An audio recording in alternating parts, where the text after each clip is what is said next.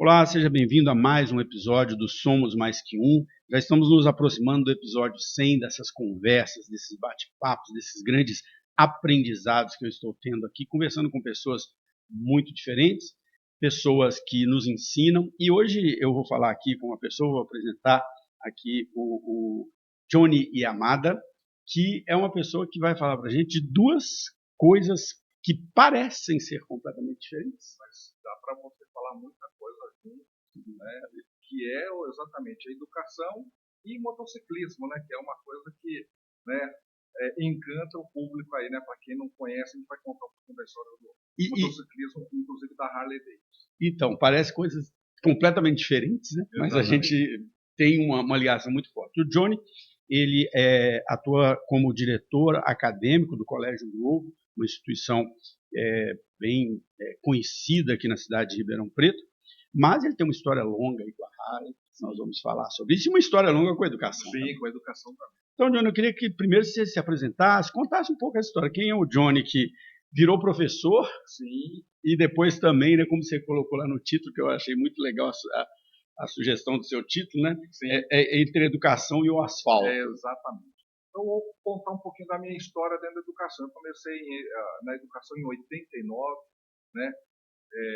Comecei numa escola pública dando aula de matemática, depois em 90 assumi as aulas de física e a partir daí eu entrei efetivamente na área de educação, né? Daí eu fui para um cursinho pré-vestibular, comecei como plantonista e aí a coisa eu fui me envolver, né? Em 92, quando eu estava me formando, né, eu comecei a dar aulas ainda quando eu estava na faculdade. E aí em 92 eu tive a oportunidade, quando terminei a faculdade, eu tive uma oportunidade de ir para o Japão, né? Eu fui fazer um estágio, trabalhar 3 meses lá na Suzuki no Japão, teve a primeira oportunidade de ir ao Japão, que era um desejo meu, né, tal. E quando retornei em 93, eu recebi a proposta de coordenar o meu primeiro colégio. Então era um colégio, na época a gente ainda não era ensino médio, era primeiro, segundo grau, mas era uma escola de segundo grau. E aí eu comecei então a coordenação e a partir daí eu comecei a minha carreira. Eu tive várias oportunidades importantes aí. Trabalhei em sistemas de ensino em São Paulo, né? Coordenei unidades em São Paulo também, na cidade de São Paulo. Então eu sou de Osasco, então eu conheço bastante a questão da logística de São Paulo. Trabalhei em Santo Amaro, dei aula em Santo André, dei aula em Guarulhos. Quer dizer, então, a gente conhece São Paulo inteiro. Tive ontem em São Paulo, eu morei 8 anos em São Paulo, e eu estava comentando com a pessoa que estava comigo, né, no carro. São Paulo você precisa entender a logística dela. Senão você se perde. Imagina que você está de Osasco até para ir para Guarulhos, você tem que entender a logística, senão você não tem um horário certo. E hoje acho que está mais imprevisível ainda, porque o trânsito hoje está muito maior. E aí, em 2000, eu recebi um convite para vir trabalhar aqui num grande sistema de ensino, aqui em Ribeirão Preto, né? Fiquei aí basicamente até 2004, e aí em 2004 eu recebi uma proposta muito diferente, muito ousada, cuidar de uma escola brasileira no Japão. Então eu tive a oportunidade de ficar 2 anos, né? Fiz um contrato, né, com o pessoal para ficar 2 anos lá, e foi exatamente uma bela experiência. Foi a escola brasileira, na época era a maior escola brasileira no Japão, eles tinham 1.500 alunos, eram 5 unidades. Ensino em português? Ensino em português com o sistema de ensino daqui do Brasil. Né? Então, eram professores brasileiros, alunos brasileiros, então todo mundo me cobra. Você não aprendeu a falar japonês? Na verdade, o dia a dia era tudo em português. Eu já sabia falar um pouquinho de japonês, então isso não foi também impeditivo. Mas na verdade você vivia quase no Brasil, né? Eu vivia no Brasil praticamente o dia inteiro. Aí eu voltando em 2006, né, 2006 retornei para o mesmo sistema de ensino, trabalhei com ensino à distância 1 ano, e a partir daí fui trabalhar na editora, onde na editora eu tive contato com atendimento a clientes, né? A minha parte pedagógica ajudou muito no auxílio desses clientes, né? E ao longo do tempo eu tive articulação, fiquei aí nós fomos transferidos, né? O sistema foi vendido para uma empresa britânica, né? E dentro dessa empresa multinacional fiquei até 2016. Aí 2016 a 2018 fiz, né, voltei para São Paulo para trabalhar num curso pré-vestibular com um amigo, né? assim, de alta performance. Em 2018 retornei, né? Em 2019 casei, né? Com a Lília. E a partir daí, aí, em 2020, a gente teve essa mudança toda da pandemia, que, né, ficamos até mais ou menos 21, 22, mas em 21 eu tive a oportunidade de trabalhar num processo de aprovação de uma escola, né? E 22 também eu tive uma outra oportunidade, a gente escalou então, e hoje eu estou no Colégio Novo, foi exatamente o colégio que nós iniciamos. Então o Colégio Novo é novo mesmo? É novo mesmo, né? O Colégio Novo está desde 2003, é o terceiro ano de funcionamento do colégio, esse ano. Você sabe que a gente, quando chegou aqui, né, sempre quando a gente mudava, como é difícil conhecer os colégios, né? Quando nós chegamos, a gente foi para aqueles colégios mais tradicionais, Sim. como a gente sempre. Quando foi fazer a escolha, meu filho está no segundo ano agora, certo. quando foi fazer a escolha do colégio, nós fomos em vários, inclusive no Colégio Novo, e ele estava bem recente mesmo, né? Você via até pelo prédio ali, que era uma coisa bem nova mesmo. E acabamos assim, ele acabou indo para o CPP muito por causa dos amigos que estavam indo, aquela coisa que acontece. E eu brinco com ele hoje que os amigos que levaram ele para lá, ele nem é amigo deles mais, né? Eles vão fazendo outras amizades. Tá, e eu quero aprofundar muito esse negócio da educação, porque é um dos principais temas que eu abordo aqui. Você tem 30 anos de experiência. 36 anos de experiência. E principalmente num espaço que eu tenho tentado abordar muito, né, aqui, que é o ensino médio. Sim. Porque eu, como professor universitário, às vezes sempre abordo a questão da faculdade, do curso. Mas que é um segmento que está ligado diretamente já quase à universidade, né? O aluno sai do ensino médio, né, e vai para a universidade, então esse caminho já está... E eu acho que é importante discutir o ensino médio, porque grande parte... Por que esse podcast nasceu, né? Eu estava te contando antes, John, eu tinha um estúdio aqui para gravar videoaula, mas a ideia do podcast ela surgiu de uma conversa com meu filho, que ele está com 17 agora, naquele momento da escolha. Certo. Ele trazia os amigos dele para cá, cada hora eles falavam que ia fazer uma coisa, cada hora era um curso diferente, e eu fui percebendo, e conversando com as pessoas dos colégios também, que esse momento do aluno do ensino médio ele é um momento muito cruel, né? Porque ele está sendo pressionado pelas notas dele, pelos números dele, mas ele tem uma pressão enorme que é o Enem, o vestibular, e uma outra pressão que é: o que você vai fazer? Qual é o curso? E por isso que eu falo assim, eu como comecei basicamente, né, a minha carreira comecei lá dando aula de física, por exemplo, mas eu trabalhei muito em cursinhos pré-vestibulares no início da minha carreira. Então eu vejo esse drama lá desde o início, né? E é basicamente assim, e essa mudança, ela cada vez mais a gente tem percebido. O aluno, quer queira, quer não, antes talvez pelo próprio contexto, ele era mais maduro. Hoje, por exemplo, ele chega menos maduro ainda. Então, para ele decidir uma série de profissões dentro do ensino médio, é muito mais difícil ainda. E eu acho que aumentou a quantidade. Exatamente. Então, hoje, você não tem as clássicas. Né? Antigamente era clássica, né? Era direito, administração, medicina, né? Mas hoje não. Hoje o contexto é muito diferente. Então, as opções são muito maiores. E aí, exatamente nessas opções é que os alunos eles ficam muito em dúvida. Isso é cobrado de um aluno de 17, 18 anos, que ele vai escolher uma carreira para a vida inteira. Né? Alguns estudos já dizem, né, que já a partir do século XXI, pelo menos o jovem, né, ou pelo menos o profissional, ele vai passar por duas carreiras diferentes, né, duas ou mais carreiras. Porque, não é nem emprego, é carreiras. Exatamente, porque, na verdade, é uma mudança. Né? Eu, por exemplo, para você ter uma ideia, eu sou um dos exemplos. Eu estava indo para a área de mecânica, né, de tecnologia mecânica, onde eu parti para a área de educação, totalmente diferente. Sim, né?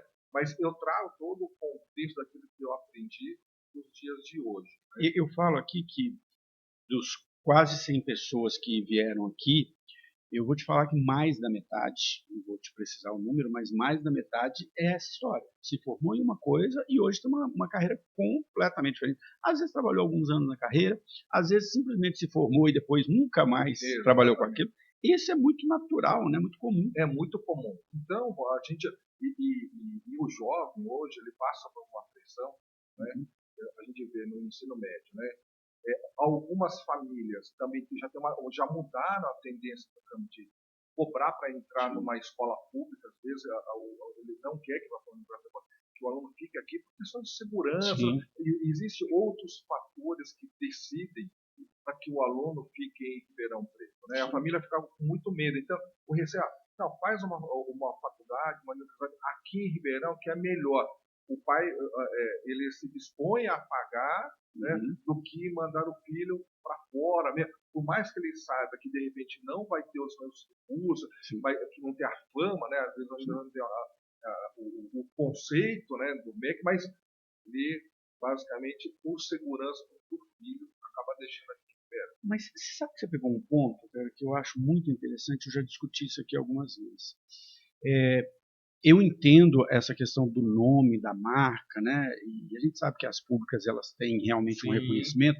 Talvez ali para o primeiro emprego isso mude, tem um impacto grande. Exatamente. Mas depois, na carreira, à medida que você vai... isso vai perdendo importância. Exatamente. Por quê? Porque, na verdade, o que a gente fala para os alunos, né? Ninguém vai atrás somente do título. É o que você entrega ao final. Se você não entrega, não adianta você ter o título, né? E a entrega é principal. Então, a gente fala que quando o aluno está estudando, não fique simplesmente focado. O decorar não é o sentido correto. Ele tem que aprender a adquirir conhecimento. O conhecimento dele tem que aprender a resolver problemas. Sim. Nessa resolução de problemas que ele vai entender. Que ele só acaba entendendo, ele cai na real, na verdade, assim, quando ele está no mercado de trabalho, quando ele está na universidade, porque na universidade o perfil é diferente, porque quando você está no ensino médio, ele tem assessoria do colégio, né? Tanto no comportamento, na formação, às vezes na formação, a gente está lá, puxando a orelha do aluno, olha, não pode fazer isso, disciplinarmente cuidado. Quando ele chega na universidade, não tem esse cuidado, ele tem que se virar. E muitas vezes o professor vai lá, dá a disciplina, pronto, deu a matéria, acabou, corre atrás. E não tem plantão de dúvidas, não tem essa estrutura. É menos estruturado, né? Exatamente, e é mais profissional. Então, é onde o aluno, que a gente já fala, ele vai ter que criar toda essa habilidade, na verdade, é desde a educação infantil, ele sendo formado para quando chegar no ensino médio, ele não ter esse impacto. É a história do aprender a aprender, né? Exatamente. Eu conversando, meu filho fez agora como treineiro, né? Tanto o Enem quanto o vestibular, e a gente estava conversando sobre isso, né? Que nos parece, você tem muito mais conhecimento sobre isso, você pode comentar, que esses vestibulares e o Enem tem deixado de ser tão conteudista para ser mais interpretativo, exatamente. Né? Quando o Enem surgiu, na verdade, ele trouxe um impacto muito grande para o ensino médio. Por quê?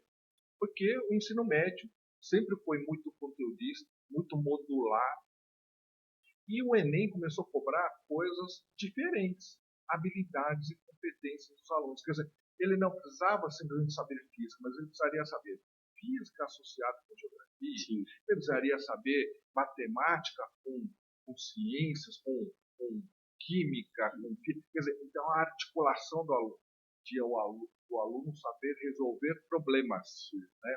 E aí trouxe um impacto. Então, por exemplo, quando a gente fala que a gente vai ajudar a formar o aluno para o Enem, nada mais é do que a gente trabalhar com as grandes áreas. Então, por isso que, inclusive, o Enem, ele não fala de questão de física, ele fala de ciências da natureza, ele fala de ciências humanas, fala de linguagem. Faz muito mais sentido, né? Porque é o conhecimento aplicado. Exatamente. Essa, Johnny, é uma crítica que eu tenho muito às faculdades. Eu sei que isso tem a ver com o MEC, com o modelo do MEC. Eu dou aula em administração.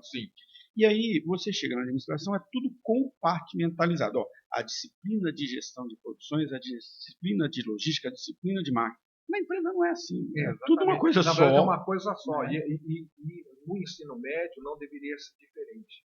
Então, e aí que você cria uma barreira muito grande, de repente, com os professores também. Por quê? Se o conceito do Enem ele é abrangente, ele cobra habilidades e competências, o professor na sala de aula também é preciso ter uma abordagem diferente. Quando a gente fala isso, inclusive lá no colégio, os professores acabam fazendo isso porque muita coisa que a gente trabalha lá com os alunos é exatamente né, transversalizando exatamente conhecimento, né, é ser interdisciplinar. Então a gente consegue exatamente entrar nesse contexto do ensino médio. Você sabe que semana passada eu estava conversando com a professora Alessandra Pérez, lá da UNAERP, e ela falou uma coisa, e agora você falando, eu juntei com o que ela falou lá atrás. Existe uma característica na graduação, no professor universitário, com raras exceções, né, dá para depender da área, mas que os professores universitários não foram ensinados a ser professores. Né? Na verdade, é um profissional da área como eu, tenho uma formação em administração e um dia eu fui para a sala de aula e virei professor. Depois, alguns buscam formação, outros não. Muitas vezes a gente busca pedagogia, que é o que eu fiz, mas pedagogia é diferente de andragogia. Exatamente. Agora, os professores de ensino médio, eles são mais preparados nesse contexto, porque grande parte deles vieram de licenciaturas. Né? Exatamente. Mas mesmo assim, a característica, eu falo a questão da própria pedagogia, da formação da pedagogia. Né? Você vê, as faculdades de pedagogia muitas vezes não focam a operação do dia a dia, que é o mais complexo. Né? Eu vejo pelas estagiárias, a gente tem estagiária no colégio, e elas ficam espantadas com o dia a dia de como que é o funcionamento do colégio. Porque hoje a realidade é diferente. É aquilo que a gente eu acho que a discussão, né, de outros profissionais fala. A questão da tecnologia, então, o perfil do aluno hoje é diferente. Eu não posso comparar aluno de 30 anos atrás com aluno de hoje. Né? Muitas vezes, muita gente ainda fala, a escola tradicional era mais eficiente. Não, era mais eficiente porque o público era diferente. E para o contexto diferente. Hoje o aluno é diferente. O aluno ele tem um nível de informação muito maior. Não significa que ele seja um aluno informado. Ele tem a informação, mas o professor ele é o mediador desse processo. Ele sai, né, daqui do professor, ele era o protagonista. Hoje ele não é mais o protagonista. O protagonismo é do aluno. Ele, na verdade, é muito mais um tutor, né, da coisa. Ele é um mediador. Nessa mediação, então, o profissional, o estagiário que chega, ele teve uma formação de pedagogia dentro da faculdade. Quando ele chega, ele se espanta com isso. Porque as faculdades de pedagogia também precisam, né, modificar o formato de como é que abordagem, principalmente com o uso da tecnologia. Eu vejo poucas faculdades que têm formação em pedagogia, que trabalham com tecnologia. Sim. E hoje, basicamente, você tem as plataformas educacionais, e não é só no setor privado, é no setor público também. Posso te contar uma história fantástica sobre isso? O meu filho faz parte de um projeto que foi criado por uma aluna lá do colégio que ele estuda, e hoje ele e a namorada dele estão à frente desse projeto. É um itinerário formativo, sim, então tem mais de 50 alunos, sim, que participam. Se chama Estudantes que Ensinam. E qual é o projeto? Eles vão para escolas públicas, uma escola lá em Bonfim Paulista, e 2 escolas lá em Bonfim Paulista, e eles ajudam os professores, ajudam os alunos, Qual é o papel hoje do meu filho nesse projeto? Ensinar os professores a usar as plataformas. Porque quando eles chegaram no colégio, ele falou, gente, tem um tanto de plataforma aqui, plataforma de exercícios, de redação, de tudo, e os professores não usam. Aí eles foram fazer um levantamento, os professores não sabiam usar. E hoje o papel dele no projeto é ensinar os professores a usar essas plataformas públicas, que são ótimas. São ótimas, né? Mas o que a gente fala é o seguinte, eu vou dar um exemplo meu. Como eu comecei lá atrás na escola pública, né? Era uma escola da periferia de Osasco, né? A gente imagina assim, nossa, falta recurso, falta coisa. Mas eu comecei a dar aula de laboratório de física, né? E por coincidência eu falei, deixa eu ver o que tem no laboratório. Para você ter uma ideia, havia recursos, né, tecnológicos de material que a escola privada não tinha, mas tudo encaixotado. Ninguém tinha aberto. Então, é de espantar. E não é muito diferente. Porque na escola pública, eu lembro da época que começaram as salas de informática. Então, gastou-se milhões nas salas de informática, mas esqueceram da capacitação do professor. O profissional, então, aquele profissional que ia utilizar plenamente, eles deixaram para trás. O meu filho, isso é a realidade então, hoje. Exatamente. Então, hoje tem você tem a sala lá, ninguém usa. Quer dizer, por quê? Porque o profissional não foi preparado para isso. E isso não é uma preparação que acontece com um curso. Na verdade, isso é uma cultura que você precisa mudar dentro da escola. A cultura dentro do setor público e, às vezes, a dificuldade que às vezes tem também dentro do setor privado. Não, ela é geral no sentido de docência. Sim. Você sabe que você estava falando aí desse aluno novo, e eu tive uma experiência agora bem recente, assim, eu nunca tinha dado aula para adolescentes. E aí o colégio me convidou para dar um itinerário formativo para ele sobre comunicação e oratória. E o meu filho brincava aqui, ih, pai, você não vai aguentar, você não vai ter paciência. E aí eu fui e usei muitas metodologias ativas, desde o início, desde o primeiro momento, eu fiz eles participarem, fiz um outro café, fiz debates, o itinerário chamava comunicação, argumentação e oratória. E quando você dá essas ferramentas, dá esses espaços e mostra para ele como ele vai usar aquilo no dia a dia, né? Logo no primeiro dia eu falei assim, ó, sabe aquela conversa difícil que você tem com seus pais, você não sabe por onde ir, sabe aquela conversa de... Então, é isso que nós vamos discutir aqui. Olha, os alunos sim dedicaram de uma forma... Depois eu falei para o meu filho, eu falei, filho, está mais fácil dar aula para os seus amigos do que na faculdade. O que acontece? Esse é um conceito que a gente utiliza no colégio, chama aprendizagem significativa. Né? Aprendizagem significativa é muito isso. Se eu chego no conceito antigo, simplesmente, se eu chegar lá na sala, passar o conteúdo, não vai ter sentido. Primeiro porque o aluno ele já detesta a aula expositiva. Se você ficar 40, 50 minutos, não é, ou a gente conseguia aguentar porque a gente não tinha opções. Mas hoje, você não consegue. O nível de concentração hoje é em torno de 7 a 10 minutos do aluno. Se você não mudar a dinâmica do aluno, você perde a sala, você perde a concentração da sala.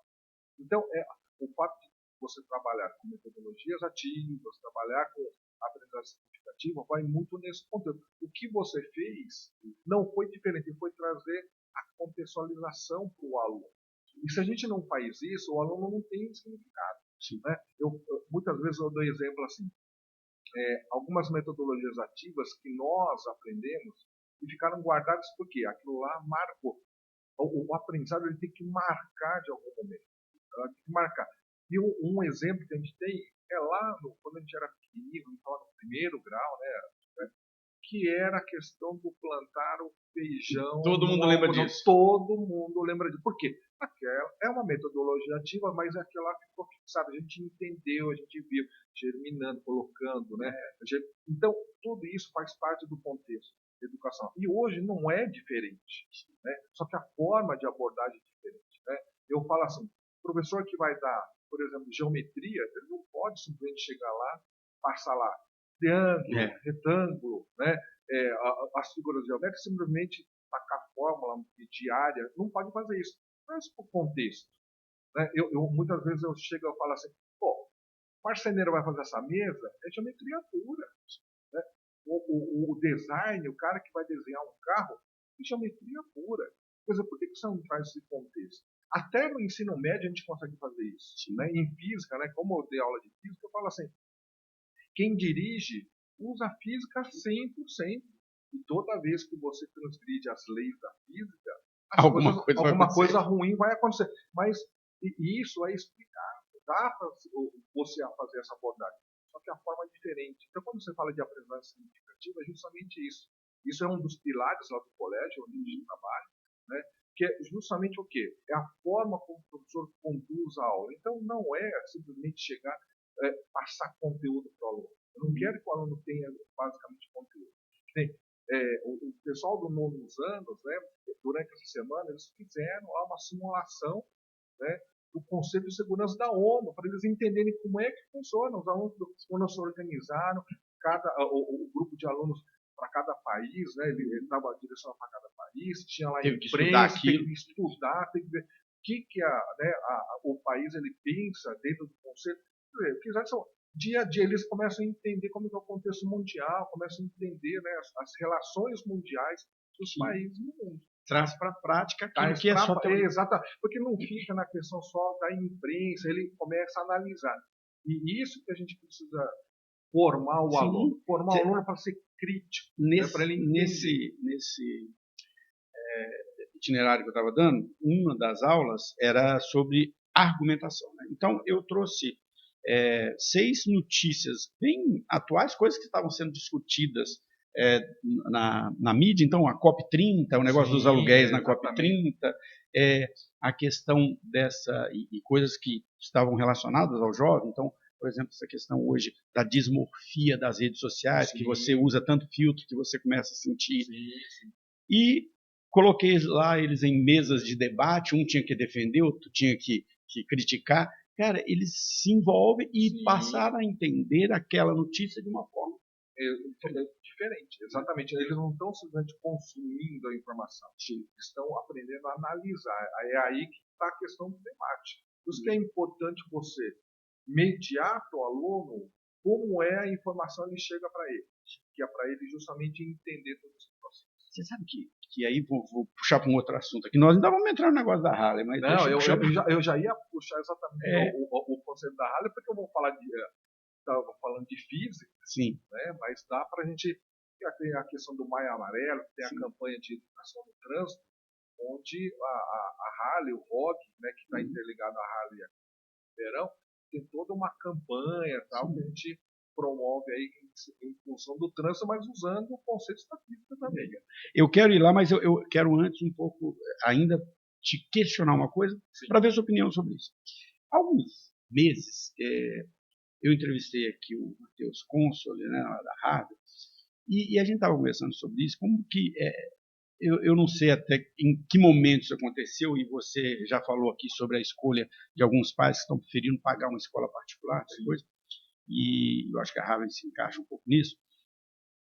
Hoje, quando você vai procurar uma escola particular, os colégios hoje são mais caros que as faculdades. Né? Houve uma inversão, e eu acho que isso tem a ver com a história de vou pagar um colégio, um ensino médio de melhor qualidade para poder colocar numa escola pública, né? E aí, durante muito tempo, a escola privada era vista como, porque não passou na pública, vai para a privada, mas a gente vê, de uns anos para cá, né, escolas como o IBMEC, o INSPE, aqui a Harvard, em outras escolas, que invertem esta visão. Né? Então, a gente estava conversando sobre isso, que falou assim, as pessoas acham normal em Ribeirão Preto pagar um valor muito alto nas escolas elitizadas de ensino médio e não aceitam pagar. E quando você fala que a sua faculdade custa isso, eles acham aquilo um absurdo. Exatamente. Né? E como que você vê esse mercado, já que você está aqui num projeto de um colégio novo e tem muito colégio aqui em Ribeirão, lógico, né? Como é que vocês enxergaram esse posicionamento? Como que foi pensada a escola neste contexto, né, de posicionar?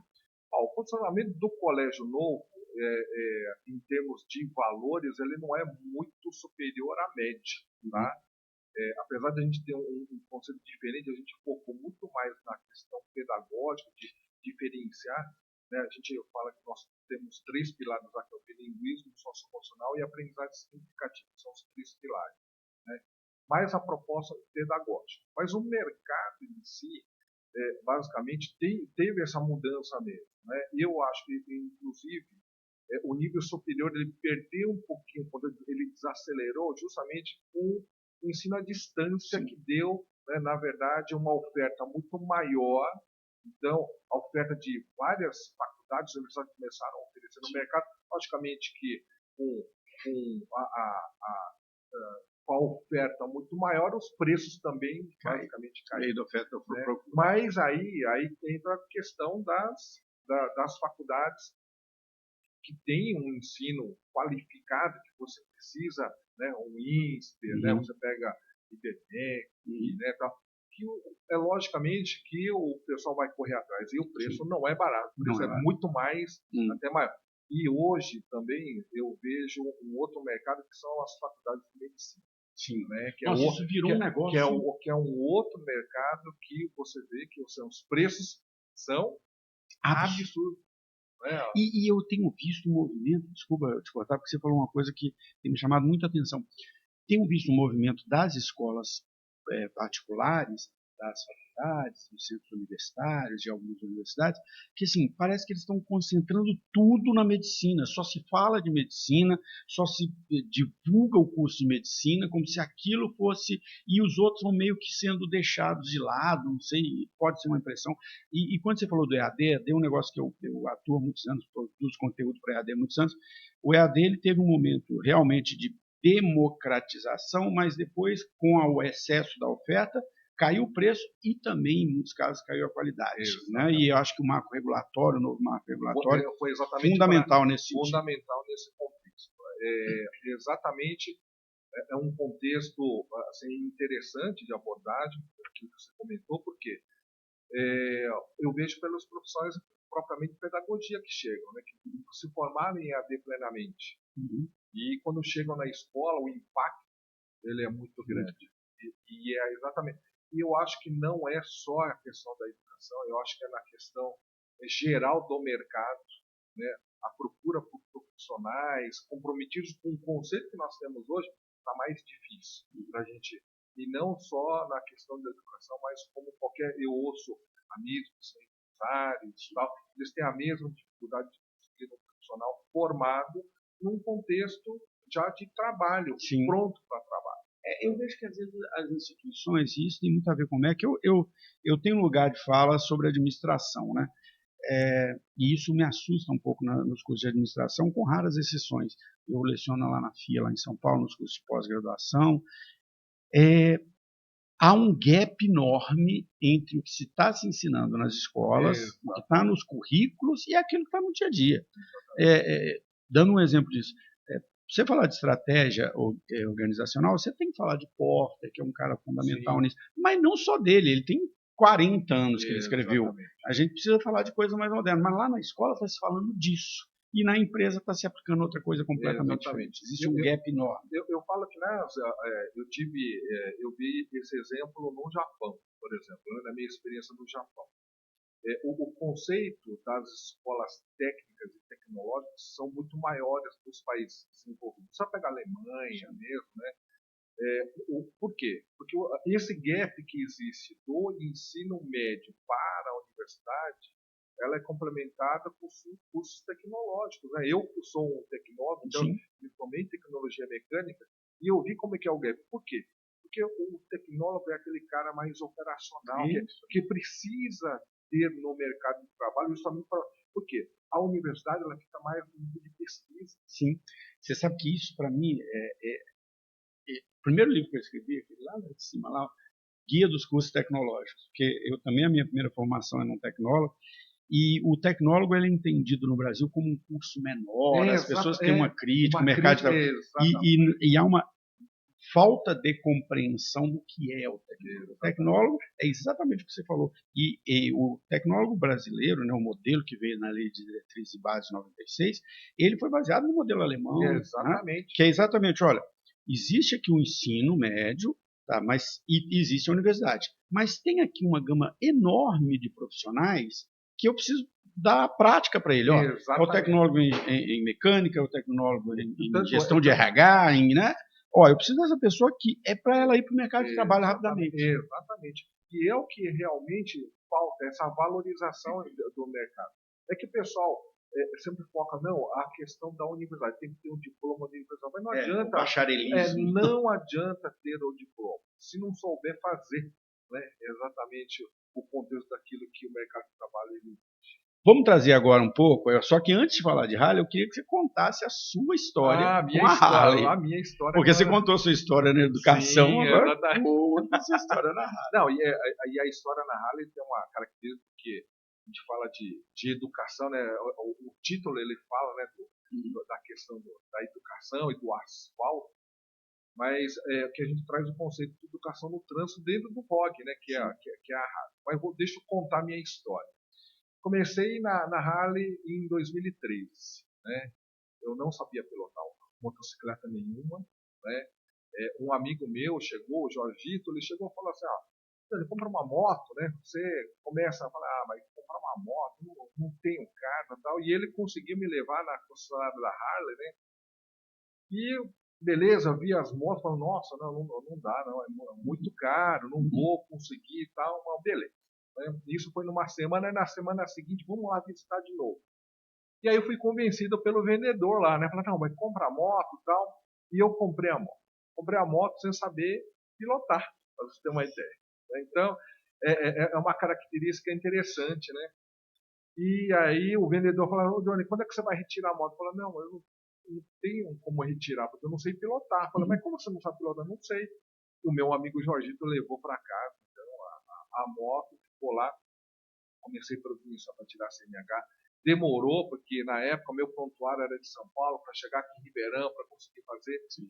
E aí demorou um tempo, eu demorei até, foi em abril eu consegui a habilitação, né? Eu comecei a andar, então, de moto pessoal. E desde lá, em 2013, né, dentro, toda a concessionária da Harley Davidson, ela tem um ROG, que é a Harley Owners Group, que é o grupo de proprietários de Harley, que é financiado pela própria concessionária. Né? A concessionária ajuda esse grupo, que é um grupo de fidelização de clientes. Né? É onde é um grupo que ele faz passeios, eventos, né? Organiza a parte de segurança, né? Tem toda uma questão. Então, quando você está numa estrada, você vê um grupo de Harleys que está ligado a alguma concessionária, você vai ver que existe um comboio organizado, tem todo um contexto que a gente trabalha nesse sentido, que é um contexto que teve lá em 83, quando teve a inauguração do ROG lá nos Estados Unidos, que é o conceito, né, que foi implementado em 83, a questão do ROG. E aí, então, a partir de 2013, aí eu fui convidado para fazer parte do ROG. Né? Na época, o director, que era o Rafael Maurício, ele chegou e falou assim, Johnny, nós estamos precisando de um fotógrafo. Eu falei assim, não, fotógrafo, mas a fotografia que eu tiro é de hobby, porque imaginei, Harley Davidson tem que tirar fotos maravilhosas. Sim, maravilhosa. Eu não sou fotógrafo profissional. E aí eles chegaram e falaram, não, é para tirar foto, viagem, passeio, tal, vamos fazer alguma coisinha assim. Não, se for assim, eu consigo fazer. E aí entrei como fotógrafo. Só que eu não faço o meio termo, eu sempre faço os extremos. Eu quero fazer na excelência. Sim. É uma coisa da minha cultura, né? É da cultura japonesa. Então a gente vai fazendo isso. E aí então comecei, tinha um equipamento, a gente começou, né? Comecei a ver estratégia, estudar, vai ter um passeio que precisa estar em tal lugar, correr um pouquinho mais, tirar a foto, pegar o posicionamento da estrada. Então eu comecei a montar estratégia.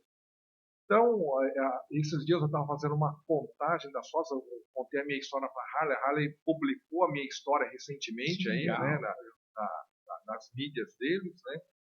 E eu contei lá 122 mil fotos que eu tirei deles. Na verdade, eu acabei com uma máquina fotográfica que chegou no limite, né? Uma Canon que chegou no limite da utilização, né? Ele já estava com demonstração, foi obrigado a comprar uma outra máquina, mais 122 mil fotos. São 10 mil fotos por ano. Só para você ter uma ideia, todas as fotos são catalogadas. Eu tenho elas todas guardadas, catalogadas por evento. Eu tenho uma planilha toda organizada. Sim. E eu percebi também, eu me espantei com alguns dados. Né? Eu participei de eventos da Harley, aqui do ROG, da concessionária, da Harley do Brasil, mais de 600 eventos. E logicamente que tudo isso também deu uma quilometragem fantástica, né? Eu estou com mais de 200 milhas, né, rodadas com Harley Davidson. 200 mil milhas. Então, para você ver e eu tenho um plano de milhagem, a gente recebe um plano de milhares da Harley, quanto mais você anda, você vai ganhando os pets. Então, eu acho fantástico isso. E é isso que faz a fidelização do cliente, isso faz um diferencial. Você sabe que a gente estava conversando aqui antes e quando a gente estuda, né, uma das aulas que eu dou é comportamento do consumidor, e quando a gente estuda o comportamento do consumidor, se fala muito sobre a questão da fidelização do cliente, e se fala disso da Apple, se fala disso da Nike, se fala disso, né, de diversas marcas, e da Harley, lógico, né, ela é sempre citada como um exemplo disso. Mas o que me chama a atenção na Harley, e que para mim diferencia a Harley da Apple, por exemplo, que também fideliza muito o seu cliente, Mas tem uma diferença fundamental para mim, que é o seguinte: o cliente fiel Harley é uma comunidade. Sim. É diferente da fidelização da Apple. Estou dando aqui como exemplo, mas tem outras, mas ela é individual. Eu te fidelizo porque você gosta da minha marca, mas não é aquela história de... Não existe uma comunidade Apple. A questão é exatamente. A Harley não, é uma comunidade. Olha o que você contou. Você já fez parte de 600 eventos em 12 anos, é 50 eventos por ano, é quase um evento por semana. Exatamente. Né? Mas o conceito é esse mesmo, né? Porque toda semana o ROG promove um passeio de sábado, ou seja, um passeio, um happy hour, alguma coisa. Então, é justamente para agregar o público, né?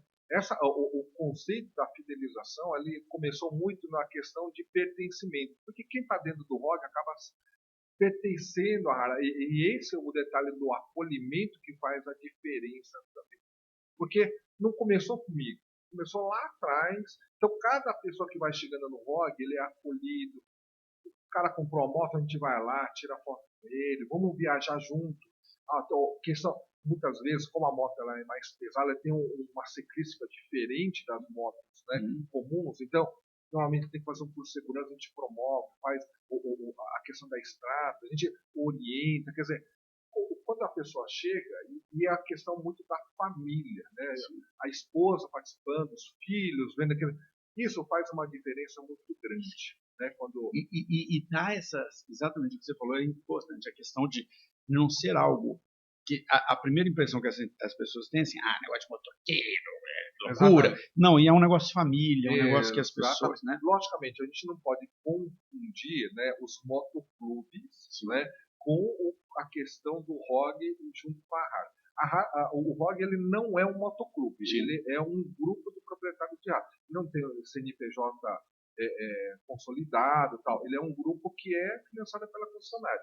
Mas esse grupo ele é responsável. Existe uma diretoria, existe uma estrutura, né, de formação do pessoal, todo mundo que comanda, né, a gente chama, são os road captains, que tem uma formação, tem um curso dentro do ROG que a gente promove para os ciclistas, por exemplo. Aí tem uma questão do ferrolho, fechamento, tem um safety que faz a segurança. Então a gente tem uma estrutura de viagem. Então quando você vê o comboio viajando, não é simplesmente o comboio indo sozinho. Tem a comunicação, tem a rádio, tem o treinamento, tem uma série de questões, tem toda uma estrutura por trás que o cliente não vê, mas eu acho que a fidelização, o segredo da fidelização está essa. E isso vai além de simplesmente os encontros que vocês têm semanalmente, né? Na verdade, vira uma comunidade de amigos. Uma comunidade, inclusive, de network, né? Isso daí é interessante, porque a gente conhece muita gente. Eu, por exemplo, essa característica diferenciada, né, que eu falei assim, eu não vou ser só um fotógrafo, eu quero ser o fotógrafo, quero fazer coisas diferentes, né? Então, por exemplo, eu quando ia a eventos da Harley, a Harley muitas vezes, né, antes da pandemia, promovia muito o ROG Rally. O que era o ROG Rally?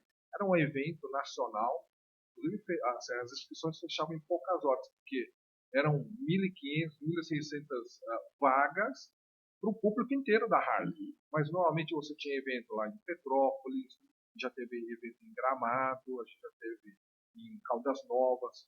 Então, você pega e a comunidade se organiza para ir para lá. E normalmente eu levava o meu computador e eu tirava foto. Normalmente os fotógrafos profissionais, não tem problema, logicamente, né, é compreensível. O profissional ele tem que preparar, tem que editar as fotos, ele tem que ficar bonito. A parte profissional, eu não tinha esse compromisso. Para mim, a fotografia era um hobby. Então eu levava o computador, mas eu sempre também fui muito assertivo para tirar as fotos. Diferentemente dos fotógrafos novos, né, que eu sou da época ainda do filme, né, e que não podia errar. Né, se você regulava a máquina, se você errasse, você perdia a foto. Mas esse conceito eu trouxe também para o digital. Então, hoje, a regulagem que eu faço da máquina é muito mais assertiva.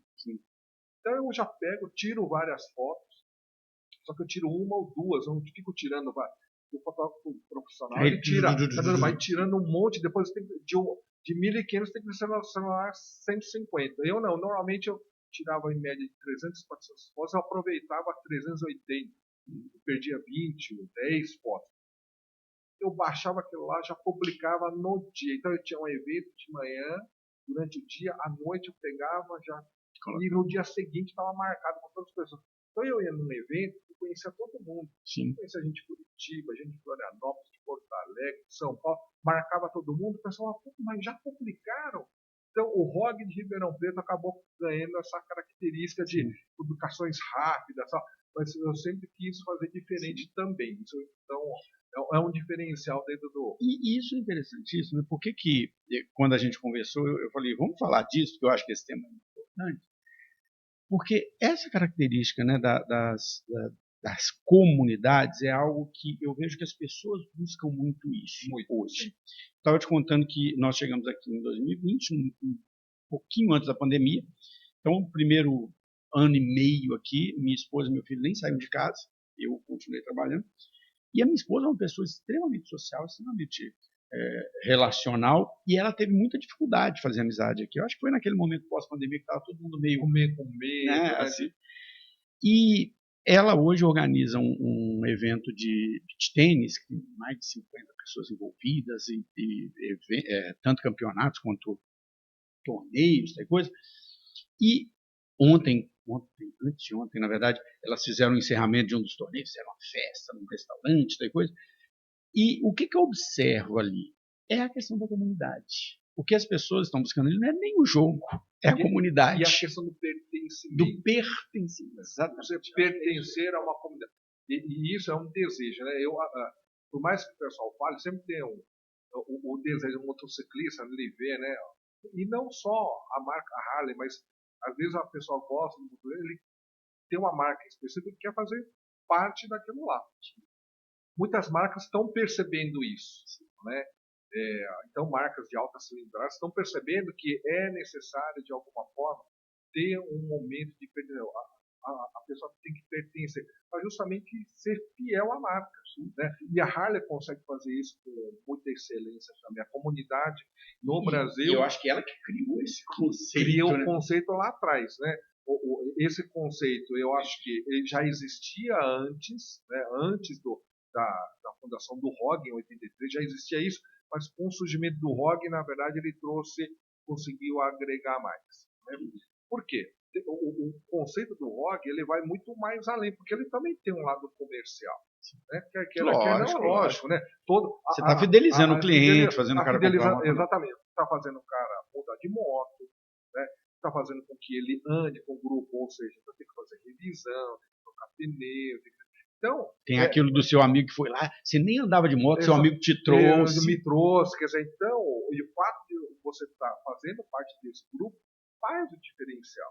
E é lógico, né, quando a gente viaja de moto, e isso é muito legal, porque a gente viaja de moto, as motos são, realmente, elas são diferentes, né, no visual. Então, quando você para num posto, todo mundo fica admirando. E é bonito você ver isso, né, as pessoas gostam, né, e você suscita na outra pessoa, fala, nossa, eu quero fazer parte desse grupo de família que está lá, né?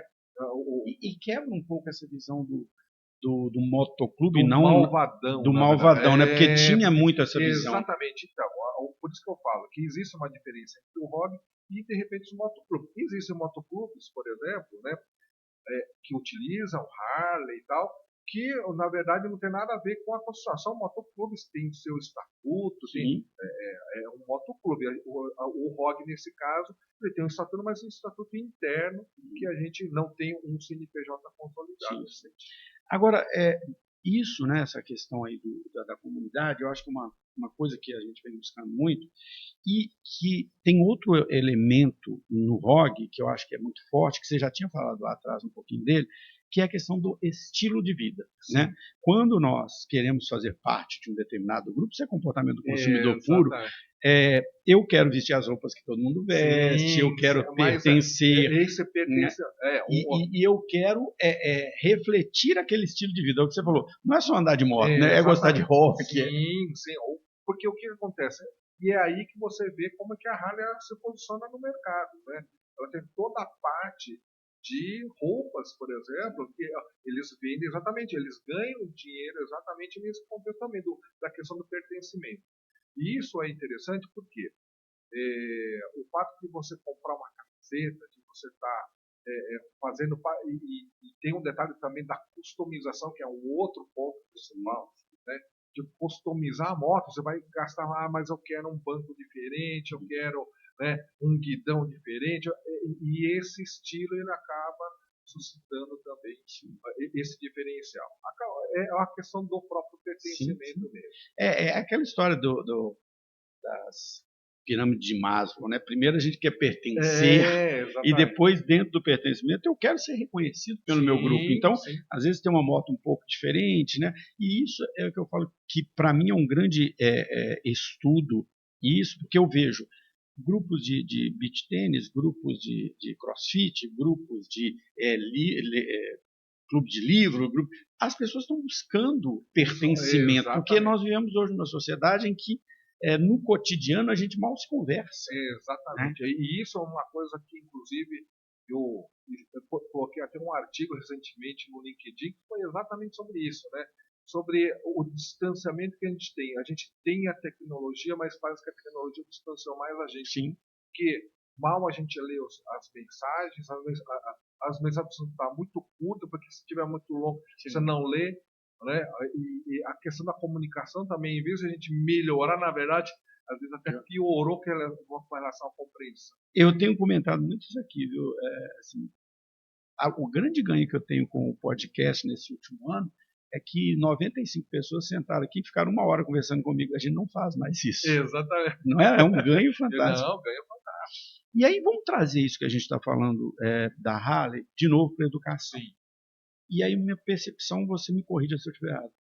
Eu vi há alguns anos que você tinha essa sensação, esse sentimento de comunidade nas escolas. Então, assim, você queria ser, né? Eu sou da FEA, lá de São Paulo, então você queria ser um feano, você queria ser... E você falava isso, com, né?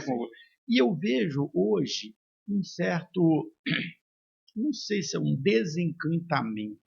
Daria para a gente trazer isso, que você vê lá na Harley, também para a educação, para criar essa sensação? Sim, eu acho que é possível sim. Por quê? Eu acho que está muito a questão do entendimento. Qual que é o segredo das empresas? É entender o cliente. Então, qual que é o segredo da escola? A escola tem que entender o seu cliente, tem que entender o aluno também. Qual que é a expectativa do aluno? Porque eu falo para o aluno que eu não estou atrás para que ele tire nota 10, mesmo porque ninguém é nota 10 em tudo. Eu estou lá para justamente estimulá-lo a justamente potencializar o conhecimento que ele tem, aquilo que ele espera. Então eu consigo potencializar. Se ele gosta de ciências da natureza, eu vou estimular para que ele, dentro das ciências da natureza, ele seja um potencial diferenciado. E isso faz uma diferença, inclusive a diferença que eu falo do acolhimento. Eu disse para você que lá um dos pilares do colégio é o socioemocional, e isso eu acho que é um ponto importante, é onde eu acho que assim, o reconhecimento maior hoje dos alunos é quando você faz um belo acolhimento do estudante. Ele entende que a escola está lá não simplesmente, né, um lugar simplesmente só para obter conhecimento, mas ele está lá para se relacionar. Então, esse conceito eu acho que é extremamente possível, aquilo que você falou, trazer o conceito da Harley dentro da escola, principalmente na questão do acolhimento e do pertencimento. Aí o aluno, quando ele está lá, ele gosta. Eu tenho uma dificuldade muito grande, muitas vezes, porque o aluno às vezes está lá de manhã, tem aula de manhã, e ele quer ficar tarde lá na escola, ele não quer ir embora. Quer dizer, pô, eu prefiro que seja assim do que o cara lá, eu não aguento mais, quero ir embora. Ele quer ficar na escola porque ele acha legal o ambiente, dos amigos, do acolhimento, do tratamento que é dado. Eu falo isso também como um diferencial. Eu, apesar de ser o diretor pedagógico do colégio, né, da imprensa nossa diretor, os alunos praticamente nem me conhecem. Tem muito isso na escola, né? Fico numa sala fechada, muito pelo contrário. A minha sala está na operação no dia a dia. Eu estou em contato com os alunos todo dia. O aluno quer falar alguma coisa comigo, eu estou lá aberto. Com o pai, só agendagem de fato. Então, não tem problema. E isso faz uma diferença muito grande. Às vezes estou lá no portão recepcionando aluno do ensino médio, estou lá com os pais do ensino fundamental. Quer dizer, isso faz uma diferença. Sim. Por quê? Eu acho que aí faz a diferença do pertencimento e do acolhimento. Você sabe que isso é uma coisa que eu percebo nas instituições de ensino superior, e que eu sentia isso. Eu dou aula desde 2006, e já passei por várias instituições privadas e públicas. Eu sentia muito isso nas privadas, mas tenho sentido um pouco nas públicas também.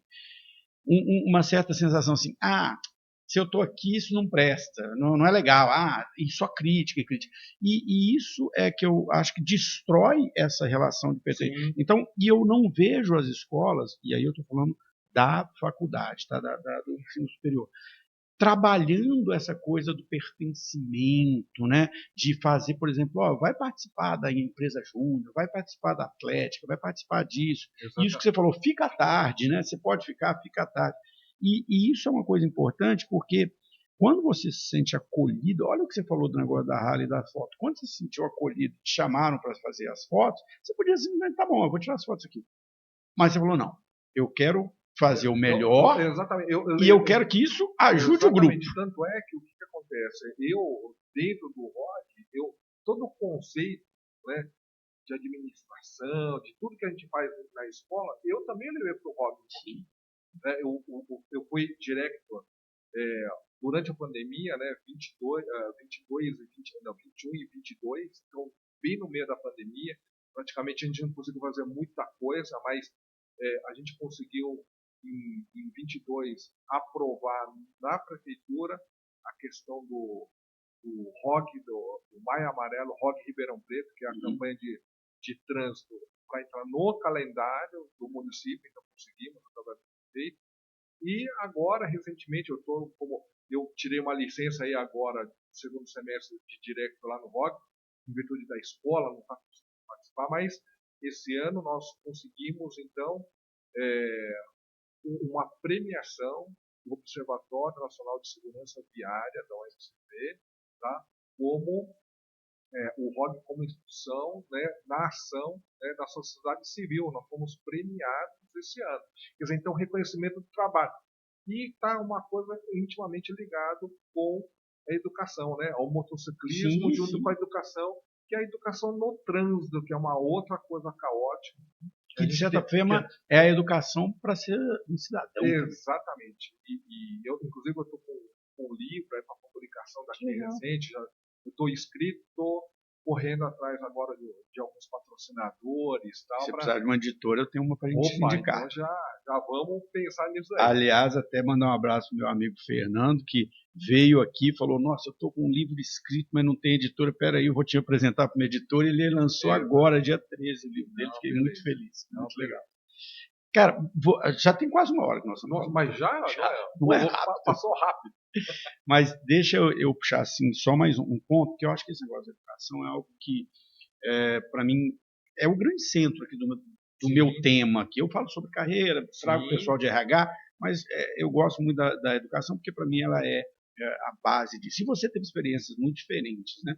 Você passou por aquele momento lá dos cursinhos em que o vestibular era aquela coisa de louco, né? Para você ter uma ideia, eu tinha em Osasco, né, uma cidade da Grande São Paulo, eu tive praticamente, era um cursinho que tinha 1.500 alunos, eu tinha basicamente, né, 2/3 dos alunos eram do período da noite, onde os cursinhos à noite eram cheios. Hoje, se você falar de curso, tem cursinho à noite, é muito pouco. Não, eu fiquei surpreso de ver essa semana, não sei se você acompanha isso, eu entrevistei alguns dias aqui atrás do Zeide, né, lá do Série. E logo depois ele postou um aulão que eles fizeram. Eu falei, gente, isso é gente demais, né?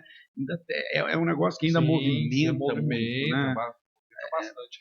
Agora, tem agora essa grande discussão sobre o EAD. Eu vou receber essa semana aqui o Antônio Steca lá da Metropolitana para falar disso, para falar do novo marco regulatório do EAD.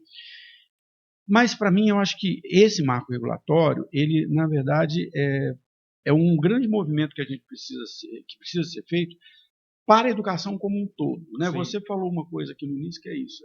a educação mudou completamente. O aluno ele tem acesso a um tanto de informação, de dado, né, nem informação. Exatamente, é dado. Exatamente. E como é que ele lida com isso? A gente não está entendendo as profissões, como elas serão. Nós estamos passando agora, você deve estar sentindo isso lá. Hoje você pedir para o aluno fazer uma atividade em casa, provavelmente vai ser a IA que vai fazer, não é o aluno.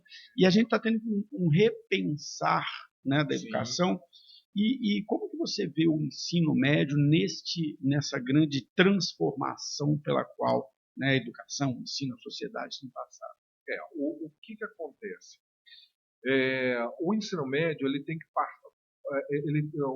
de alguma forma, logicamente a gente fala que no final tem um vestibular, mas a questão da formação do aluno a gente tem que focar um pouquinho mais na formação, deixar de ser conteudista simplesmente ou uma coisa muito tecnicista e focar um pouquinho mais na formação. Falar em projeto de vida, tocar questão um pouquinho, tocar na ferida. Porque muitas vezes o que acontece? Quando a gente toca na ferida, questões socioemocionais, né, tudo isso, às vezes a escola ela fica com medo de tocar porque dá trabalho. Dá trabalho. Dá muito trabalho. Ainda mais hoje que a saúde mental das pessoas exatamente, é muito diferente. Então, quando a gente fala de projeto de vida, a gente fala de questões socioemocionais e de formação do aluno, né? Porque a gente sabe que o mercado, o pai, quer não, ele tem o desejo, né? Mas eu quero formar o meu filho para fazer um vestibular. Mas não adianta nada eu ter um aluno entrando na universidade onde tem uma estabilidade emocional ruim, né, baixa, uma autoestima baixa, chegar lá, ele passou no vestibular, ok, e aí o pós-vestibular? E na faculdade, como é que ele vai lidar? Lembrando que lá ele vai ter que ser muito mais autônomo. Mais autônomo, exatamente isso. Então eu acho que a questão da formação, o ensino médio ele precisa ter esse foco um pouquinho maior de não só focar no conteúdo vestibular, mas também ter essa preocupação da formação do socioemocional. Bom, antes de encerrar, eu vou abrir para você fazer o comentário que você quiser, convidar o pessoal convidar o pessoal para conhecer o colégio. Eu já estive lá no colégio, já te falei, é uma estrutura muito interessante, muito boa. Eu fui lá logo, acho que estava começando o colégio, então talvez tenha mudado. Eu vi que vocês deram uma reforma lá agora. Mas fique à vontade, pode falar do rock, pode falar de todas as experiências, depois eu encerro aqui com alguns comentários. Beleza, então, como você comentou, né, o colégio teve uma mudança, a gente teve, nos últimos 3 anos a gente já aprendeu muita coisa, né? Não só a questão dos pilares, a gente também teve uma questão do socioemocional, que a gente trabalhava muito com a questão muito terapêutica, e a gente aprendeu que é muito melhor a gente fazer com que o aluno saiba lidar com as emoções. Eu acho que é muito melhor nesse contexto. E a gente tem tido sucesso nesse sentido também, né? A importância, eu acho que dentro da educação a gente tem que privar exatamente na questão socioemocional. Já está na BNCC faz muito tempo, mas acho que a pandemia trouxe isso, aflorou a questão da abordagem socioemocional nas escolas. É extremamente importante, né, nesse contexto. E quando eu falo um pouquinho de rock, de motociclismo, eu acho que está muito ligado à questão, aquilo que eu venho falando do acolhimento. O segredo tanto da Harley Davidson quanto do colégio novo está no acolhimento e no pertencimento. Acho que a coisa mais importante, basicamente, é você entender como é que a gente trabalha com o cliente, como trabalha com o aluno, e trazer para um contexto, né, convergente aí de objetivos, né, para que um é para satisfação, né, do dia a dia, do hobby, da diversão do final de semana, e o outro para o aluno que ele esteja adquirindo conhecimento de uma forma não simplesmente de conteúdo, mas ele esteja sendo formado dentro de um contexto necessário para o século XXI. Muito bom. E você sabe, né, que você estava falando, desde quando a gente começou a falar aqui de Harley, já vou te convidar, né, já está convidado, dia 29/11, de 9 da manhã até meio-dia, eu vou fazer o episódio 100, né, nós vamos fazer um evento presencial. E por que a ideia desse evento? Tem tudo a ver com o que você acabou de dizer. O podcast, para mim, foi um grande aprendizado esse ano. Eu comecei ele para poder trazer aqui os professores do meu filho, trazer os amigos dele, trazer ele para a gente falar de carreira, e ele foi se transformando em algo, e depois eu comecei a trazer pessoas de RH, depois voltei para as pessoas de educação, pessoas falar de carreira, mas para mim ele foi um grande aprendizado de network, de relacionamentos que eu fui criando aqui. E para mim tem uma diferença entre o network e a comunidade, né? O network é aquela relação pessoal que eu tenho com você, com o outro, com o outro, com o outro. Eu posso até juntar uma coisa. Outra coisa é a comunidade, né? A ideia do nome mais que um sempre foi essa, né? Nós não somos um só, a gente é uma comunidade. E eu percebi assim, cara, olha, eu trago as pessoas aqui, eu converso com as pessoas, mas essas pessoas, elas não se relacionam, elas não se conhecem. Então eu preciso fazer algo presencial e consiga unir essas pessoas. Exatamente. Então a ideia do evento Somos Mais Que 100, porque ele é o episódio 100, é exatamente juntar essas pessoas para se conhecer, para bater papo. Muitos já se conhecem, né? Várias vezes eu falo nomes aqui, as pessoas se conhecem. Então, para as pessoas se reverem também, se reencontrarem. Então, vai ser no dia 29. Se você não tiver nenhum evento do ROG, está convidado. Se quiser trazer o pessoal do ROG, será muito bem-vindo também, porque eu acho que eles têm essa questão da comunidade, algo que nós vamos abordar muito, essa história da comunidade lá. E de 9 a meio-dia, lá na Faculdade Metropolitana, no auditório novo, né, da sede nova, ficou bonita, a sede deles lá. E você está convidado. E assim, o objetivo é esse, eu olhando um pouco lá para o que a ROG faz, eu quero começar a criar uma sensação de comunidade, né? De pertencimento. Olha, eu pertenço, eu faço parte disso aqui. Né? Por isso que eu pedi para algumas pessoas, pedi para todos, mas alguns mandaram, sou mais que um, porque né, isso é para criar essa sensação de comunidade. Eu estudo bastante o caso da Harley, porque eu acho fantástica essa visão da comunidade que eles criam, fenomenal. E o podcast é isso, né? Conhecer pessoas novas, pessoas diferentes. O Johnny é uma pessoa, vou contar aqui, uma das primeiras pessoas que, quando eu comecei o podcast, eu mandei uma mensagem lá pelo LinkedIn, olá, tudo bem, quero te convidar, ainda estava no comecinho, ele passou muito tempo sem me responder, mas depois ele me respondeu, e aí a gente teve que acertar horários, dias, mas é uma pessoa que eu já mandei há muito tempo, porque quando eu vi lá, né, a questão do colégio, da sua formação, da experiência, eu falei, cara, esse é um cara legal para a gente trazer para falar. Nem tinha. Eu vi uma postagem da Harley, de um evento que você fez, que você levou sua moto para dentro do evento. Eu fiz uma palestra com o pessoal aqui da Urupino, né? Exatamente, o diretor de marketing queria passar que eu contasse essa história da fidelização. Como é que eles queriam entender como é que a Harley funciona para agir na empresa lá também, eles usarem algumas estratégias nesse sentido, que faz totalmente a lógica, né? A questão do pertencimento também. Bom, pessoal, então é isso. O episódio do Johnny vai estar completo no nosso canal do YouTube, também no nosso canal do Spotify, mas nas redes sociais nós vamos ter diversos cortes. Já tenho vários pontos aqui que eu quero transformar em cortes. E todos vocês estão convidados para no dia 29 nos encontrarmos aqui presencialmente para bater esse grande papo, para conhecer, para compartilhar. Sim. Acho que compartilhar é compartilhar. Johnny, muito obrigado pela sua presença. Eu que agradeço pelo espaço. E assim, pode contar comigo no que precisar. E detalhe, pode contar comigo, precisar contar outras histórias, características, alguma coisa. Se você descobrir alguma coisa, você fala assim, vem contar aquilo que é interessante. Fico à disposição. Pessoal, muito obrigado, então, e até o nosso próximo encontro.